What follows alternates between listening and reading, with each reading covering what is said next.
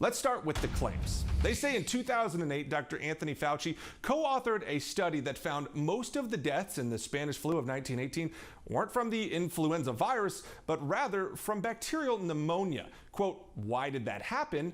Masks, it says. So let's verify. Did Dr. Fauci publish a study that said masks led to bacterial pneumonia deaths during the Spanish flu? Our main source is the actual study being referenced here and other statements from Fauci published by the National Institute of Health. Now, the viral claim does get a few things right. The study was published in 2008 and it was co-authored by Dr. Anthony Fauci. And it did find that, quote, the majority of deaths in the 1918-1919 influenza pandemic likely resulted from secondary bacterial pneumonia. But the rest of the viral claim is false, and here's why. The claim says the pneumonia was the result of wearing a face mask, but the paper doesn't say that. In fact, we searched all 16 pages. Masks aren't even mentioned even once. This paper does give an explanation for how bacterial pneumonia caused so many deaths back then. They call it viral bacterial copathogenesis.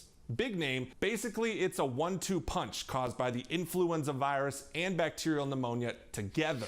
The paper explains that the virus would cause damage to the lungs and respiratory systems, and then bacteria would enter the damaged areas and cause pneumonia. Since penicillin, the first antibiotic, wasn't discovered until 10 years later, a bacterial infection like pneumonia was much more fatal in 1918.